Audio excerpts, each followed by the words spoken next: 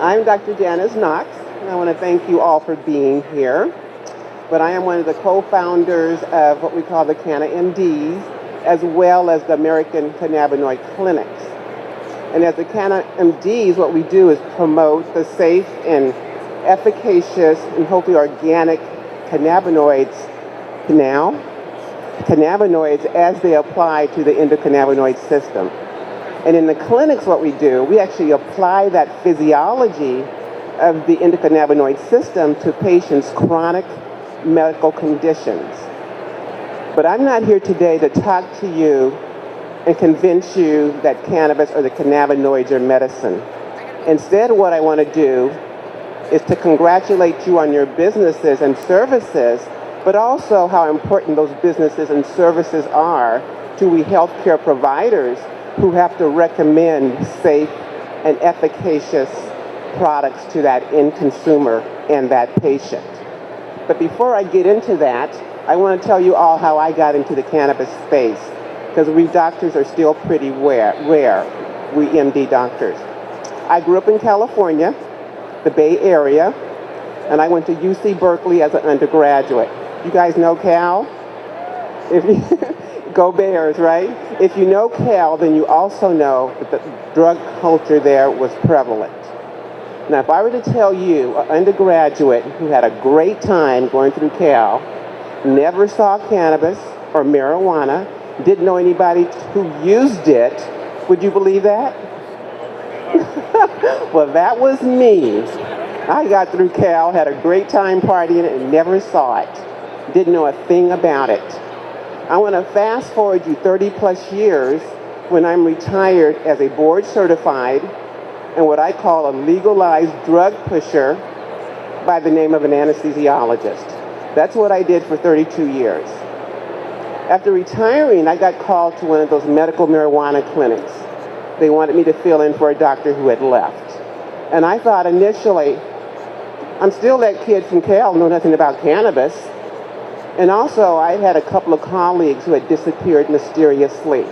One, because they got into Versed and fentanyl, something real common in my specialty, because we have such easy access to drugs. And the other, because of marijuana addiction. I hadn't ever heard of that. Who gets addicted to cannabis, right? And then I had myself ideas of what that patient was going to look like. I envisioned Rastafarian looking with dreadlocks, tie-dyed shirt, Birkenstocks, smoking a joint. I just knew who I was going to see when I got to that clinic. But in spite of all those reservations, I did decide to go. And what I saw blew me away, because they weren't who I expected them to be. I didn't even see anybody in Birkenstocks.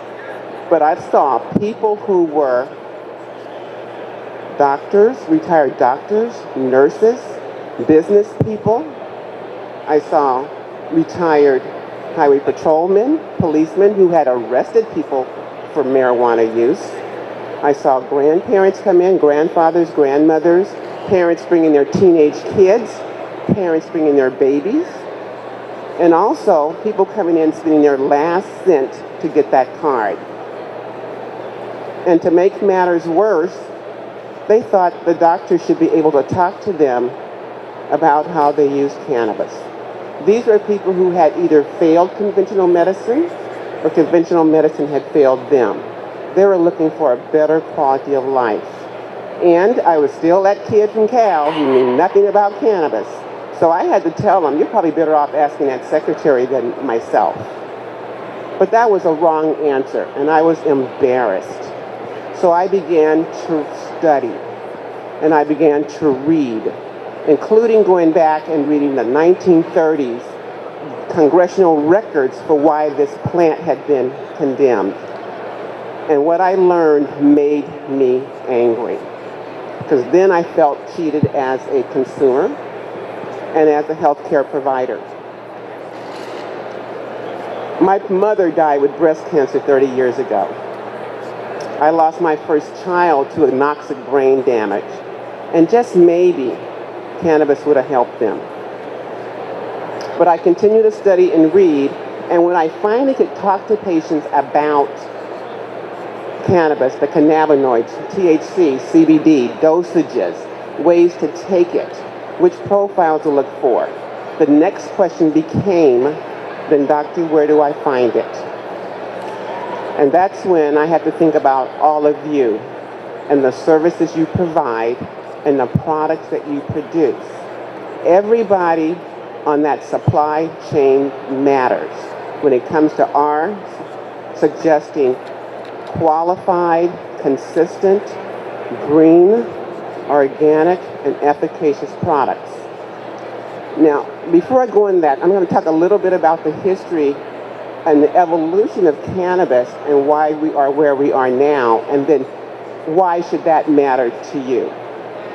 Now, we all know that cannabis has been around for thousands and thousands of years, at least 50 centuries, and actually was used in the colonies in the 1600s and 1700s. It made it into the American Pharmacopoeia in 1854. And from 1854 to the early 1900s, cannabis was the most used medicine, only behind alcohol and opium, made up 50% of drugs used both over the counter and prescription. It came in the form of a tincture. People never smoked it. And it was made by some of the leading pharmaceutical companies that we still have around today, like Eli Lilly, Pfizer, who was then Parke-Davis. But even then, cannabis was having some issues. And for the same kind of problems that we're dealing with today, the quality of the product, availability, the consistency, dosage, and predictable results. Big pharmaceutical companies were beginning to make what we call single molecule medicines, that they did have specific dosing and they did have consistent and predictable results, like aspirin and penicillin.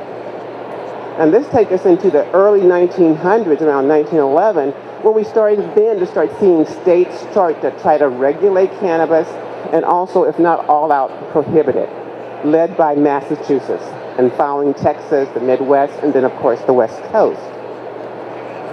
Now, this takes us into the 1930s, that Marijuana Tax Act that was actually designed with what we call the Harrison Tax Act.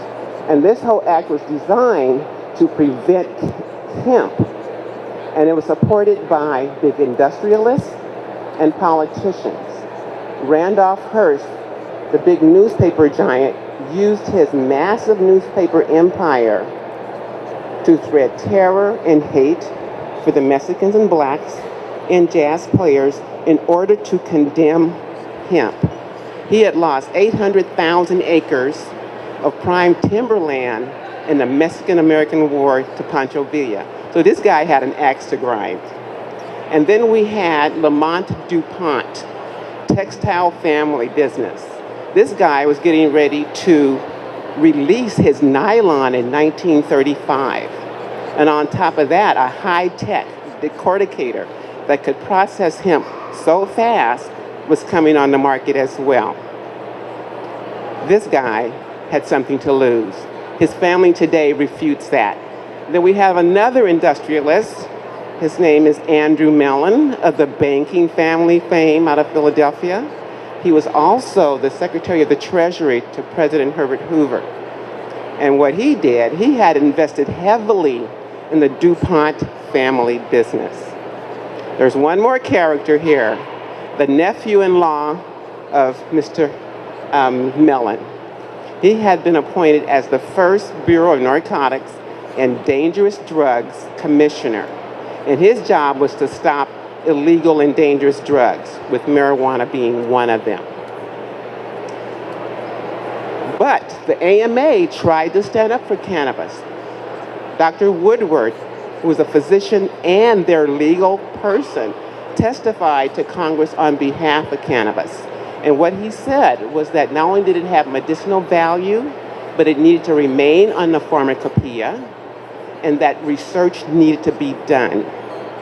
His testimony was ignored, and the Marijuana Tax Act passed. 1942, we saw cannabis leave the pharmacopoeia. In 1944, we saw Mr. Fiorello LaGuardia of LaGuardia Airport fame, who happened to be the mayor of New York City at the time, he had ordered the New York Medical Society to do research to see if cannabis really was that bad of a plant. So he came out with his report in 1944 that refuted all the negative slams that passed that Marijuana Tax Act. So what happened next? Harry Anslinger, I call him the gunslinger, he was so furious that he proceeded with the full backing of the United States government to successfully prosecute New York City medical doctors. And the only way that the prosecution stopped, the AMA had to refute all the research and prohibit the physicians from prescribing cannabis anymore. And this happened, once again, in 1944. Let's jump to 1960. Dr. Raphael Mechoulam, the Dean of Cannabis Research at Jerusalem Hebrew University, he isolates CBD, 1963. 1964, he and team isolated THC. So let's jump ahead a little bit further. The 1970s, Richard Nixon era. And we're only talking about some highlights here. So much happened. But Richard Nixon era. This is when they passed the Substance Abuse Act. He had ordered a report that was called the Shearer Report that he totally ignored because it recommended the decriminalization of cannabis. He ignored that report and passed the Substance Abuse Act. That same year, cannabis became a Schedule I narcotic, along with heroin. 1976, we saw President Ford, and what did he do? He decided, at least during his term, that no American university was going to be allowed to do research on cannabis. Also, that was the same year, the big pharmaceutical companies were able to get exclusive rights to the research and funding of research of cannabis. Let's go into the 80s. Things start to heat up here. 1980s, late 80s, we have two St. Louis University researchers who radioactively tagged a synthetic THC made by the Pfizer company to just see where this actually worked. And what they found was a huge neurotransmitter system that dominated the central nervous system, including the brain. And they named this the CB1 receptor. So the next following year, 1990, we have Lisa Masuda, National Health, Mental Health. She was able to give us the 453 amino acid sequence of the CB1 receptor, and she cloned it. Now, this was huge because what it did, it blew brain physiology research wide open. And this was called the decade of the brain. More research was done on brain physiology than any other time. And what those researchers were able to do was to make substrates that worked on the CB1, this neuromodulating receptor that controlled neural activity in the body. Receptor, they were able to make products that would work on this receptor that described to them exactly how this receptor worked. And it was a lock and key system. And what that meant, depending on what you used to unlock that receptor, determined what you would find on the other side. That was the CB1 receptor. A couple years later, they were able to identify what we call the CB2 receptor, a neuromodulating receptor. Now, this was interesting because now we have receptors, and the researchers also knew that this was an old system. This was not a new physiological system. It was at least 600,000 years old. Every living creature has it except the insect. Really outdating cannabis by far. So there had to be something that the body made that would trigger these receptors. So in 1992, Raphael Mechoulam, again, they identified what we call the first endocannabinoid, cannabinoid-like substance made in the body. Arachidonyl-ethanolamide, or anandamide, was the first one that they revealed. Anandamide had a high affinity for that CB1, CB2 receptor. A couple of years later, 1995, they were able to reveal what we call 2-arachidonoglycerol, or 2-AG, the second endocannabinoid that had even a higher affinity for that CB1, CB2 receptor. So now what do we have? We have an entire system. We have the neuroreceptor, the CB1, CB2. We have the endocannabinoids, anandamide and 2-AG, and they also knew about the substrates that would break them down and make them. We have a whole system here. We also know what works on this system now. We know that the endocannabinoids work on the system. We know that the phytocannabinoids, cannabis, work on the system. And we knew those synthetics worked on this system. Now, this is just a little bit of history, and you may think, well, what in the world does all of that have to do with me and what I'm doing today? And this is what I'm going to tell you as a doctor who's out there. The history of cannabis is still being written. And this is your opportunity to contribute to what's being written about cannabis today. I've always thought of it as a business by the people, for the people. We know who's coming. We know who's coming. So how do you keep your businesses sustainable and growing? As a doctor, this is what I'm going to tell you. Everybody is walking around what we call endocannabinoid system dysfunction. Either you're having too little work for you or it's overworking. Examples of too little are things like arthritis, fibromyalgia, migraine headaches. Too much is cancer, diabetes, insulin resistance. Everyone is walking around with something. This is your chance to make the products and the services needed that's going to affect the tone or the health of that endocannabinoid system. This is your opportunity to work and change what history is going to be written, that you stay in there with your sustainable business. But to do that, how do you do that? And I call these my personal, what I call the terms of engagement. And I have 3 of them. Because when I'm talking to a patient, this is what I'm going to send them out there to look for. Number 1, understand what's in your product. When a patient comes and talks to me, I'm not going to talk to them about indica. I'm not going to talk to them about sativa. I'm not going to talk to them about purple kush or granddaddy purple or any of that. I'm going to tell them what cannabinoids are in your product. What is your cannabinoid profile? What is your terpene profile? How many milligrams do you have in that product?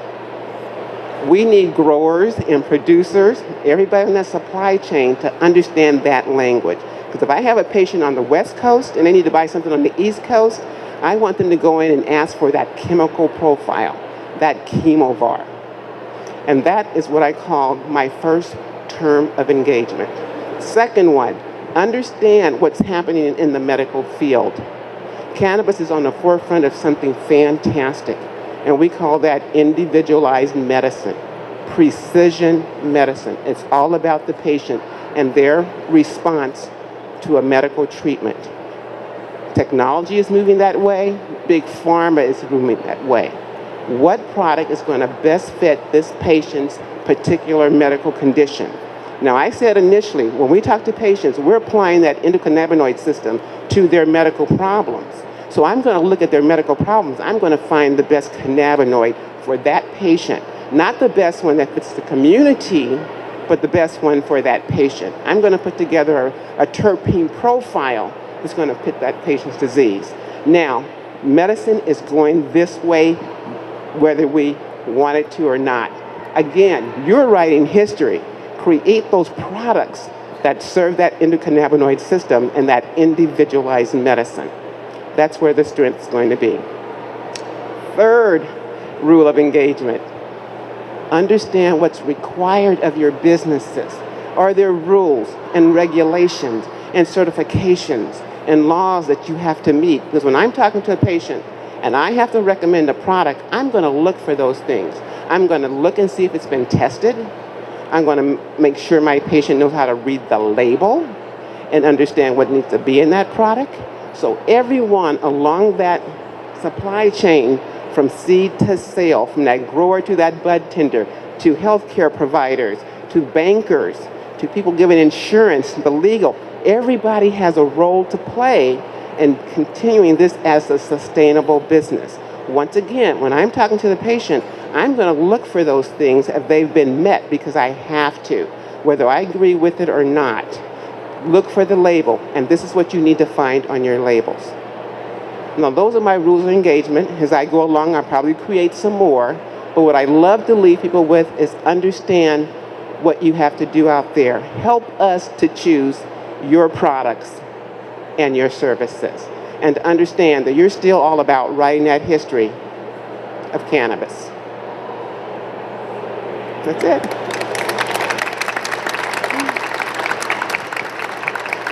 Any questions? You know, that's one of the things that I, as a clinician and a scientist, have a hard time with. You know, there's not enough information. There's probably plenty of information. There's more information been done on cannabis than any pharmaceutical that I can legally and without a second thought prescribe for you. More information out there. But what I do, and I put a lot of weight on anecdotal stories, and we're going to need to, as we collect data, to do the kind of research the FDA or some of those other bodies want to.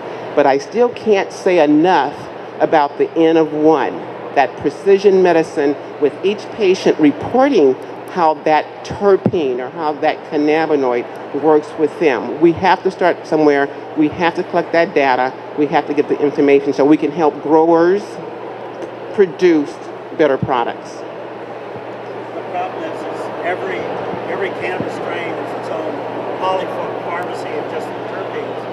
Mm-hmm. Well, that's so what makes it. Which I was working at apart. Say that again, Alvin.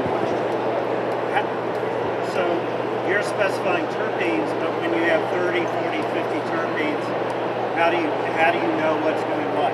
Well, here's the thing, and you're right. There's over 400 terpenes in that plant by itself. But each of them have their specified properties, and you can see what those properties are. Most of them are antioxidants.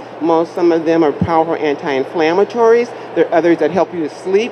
There's others that lift your spirits. So once again, depending on that patient profile, with that medical problem they're bringing me, I'm going to go and find the terpene that I think that's going to work best for them.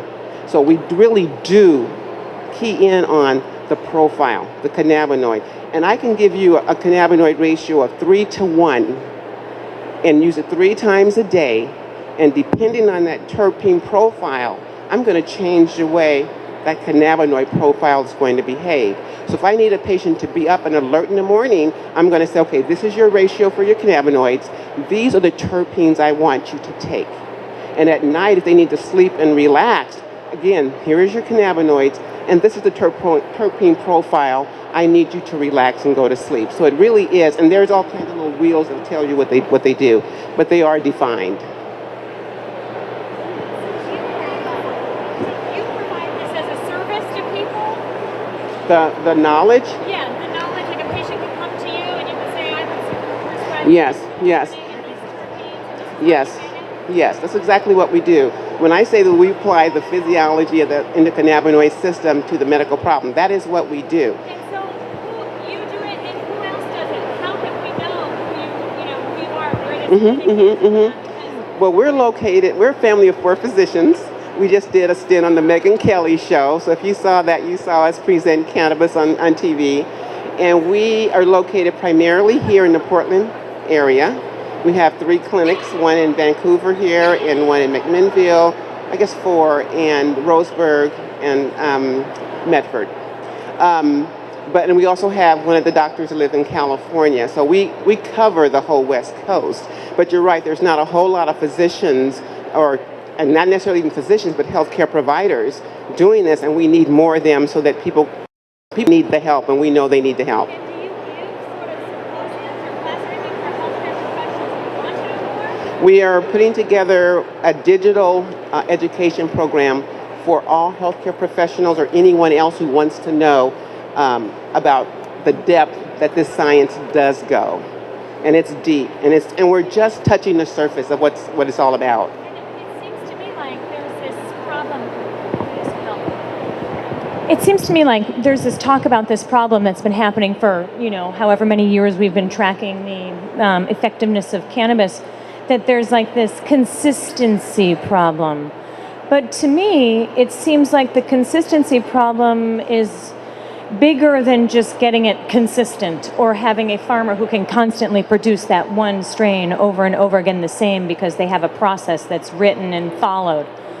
But more that it's depending on that person and where they're at that time.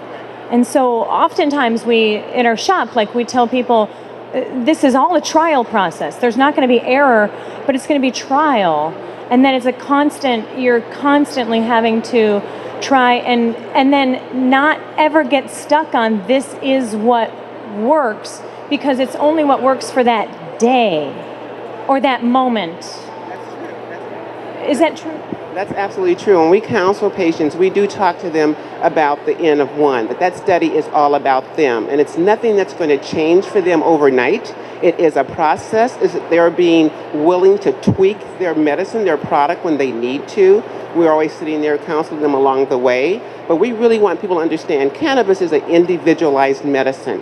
And we'd be much better off keeping it that way and telling people the study is not what's happening in the community. The study is yourself. But we do need to collect that data for them. This is the way healthcare is going, everybody, with technology, whereas the wearables or whatever else we have out there, we're moving toward precision care, which means it's all about you as an individual. And cannabis is just where it needs to be with that idea. As you see a patient, do you determine whether or not they should be eating it or vaping it or smoking it? Is that a part of the... Yeah, as clinicians, again, we do have to worry about, when we talk to patients about what is the therapeutic blood level. And it depends on the problem that the patient has. If I have a patient who has cancer and I know I need to get that blood level up high, we're going to talk about the routes of administration that's best for that patient. If I have a patient who has something like arthritis or some neuropathic pain, maybe that's going to be a little different how we're going to approach them. But the different routes are, the highest blood level comes with nasal septum. The second highest is the rectal or vaginal suppository. Number 3 is into the gums or under the tongue, and distant are the metabolics, because we just can't predict the health of someone's gut.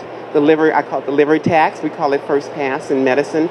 All those things affect how that gut is going to absorb that medication. So really, again, whatever the patient brings to us, whatever that medical problem is, we're able to tell them this is probably going to be the best way for you to take this product. And usually it's going to be an oil or a tincture that we're going to start off with. We do believe in topical care. It's important. We layer treatment. So if a patient has neuropathic pain or joint pain from arthritis, we'll tell them get a 1-to-1 THC to CBD ratio. Make sure you have some medicine there. Read your label and start rubbing it into your hands, into your joints. So we'll have them take it systemically, and we'll have them take it topically. What is a typical visit cost for someone to come to your clinic and be seen and treat themselves?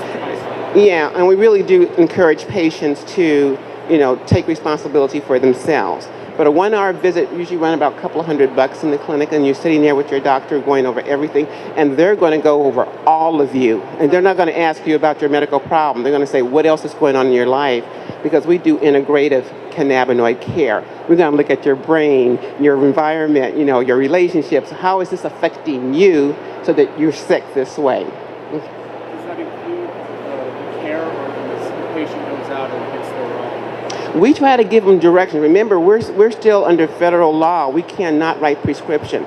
If I wanted to give you synthetic Marinol, I could write that script, but I cannot do that for cannabis. So we try to give them suggestions, what to look for. And remember, we're going to talk to them about the chemo profile, the chemovar. We're not going to send them out there for, like I said, sativa or indica or some funny little name. We're going to give them, and we'll give them a choice of places that we have vetted, because we try to vet everybody we recommend, because we have to know, like I said, help us to choose you by doing what you have to do, because we're going to recommend the places that we know are doing that. Any more questions?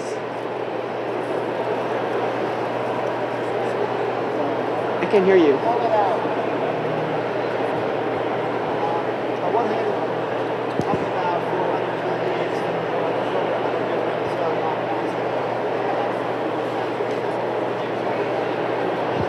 just a minute. Hey, why don't you come up here and come here and talk on this?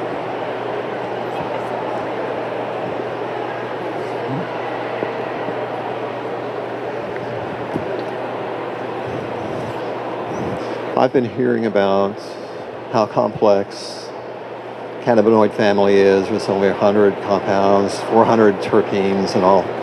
And you spoke of individualized medicine and the application of one to the other.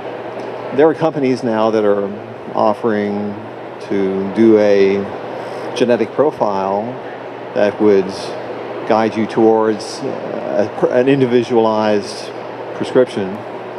How mature is that science? Is that based on proven science? And more broadly, how far along are we with this? I mean, we know about THC and CBD and CBN, but if there's over 100, are we just scratching the surface? And in terms of individualized medicine, where are we going to be 5 or 10 years from now? Could you speak to that? Gladly. And you touched on a couple of points. There are over 100 cannabinoids of all the letters that you know of and all the terpenes. So this really is an incredible plant. I look at that plant as a mini lab within itself. But with that being said, we all are different. Our endocannabinoid systems are starting off in different places. The environment that we live in, the fluctuations that happen to our bodies, our endocannabinoid system has to respond to that. So when we're taking care of patients, we try to match the best cannabinoid to that. Now, we have known about the genomic studies they're doing, trying to match a patient's genes up with what is the best cannabinoid for them. And those tests are out there. What we don't know is how well it's going to predict or show us that that is the best cannabinoid for a patient. It doesn't mean we don't do it. It means we try to put that into practice and collect that data so we can say years from now that your genes will tell us which cannabinoid is best for you. But where we are right now, we're still at the basement scratching. We can't even get banking, and like I said, everybody in the supply chain, the bankers, the lawyers, they all have a part to play. And it's not going to be until we get together that we're going to be able to best answer some of these questions. We have those companies coming to us and wanting us to push or sell their products. And we can do that, but we don't know how well yet it is going to predict that that person's genomes work with this particular cannabinoid. I think I saw her hand first.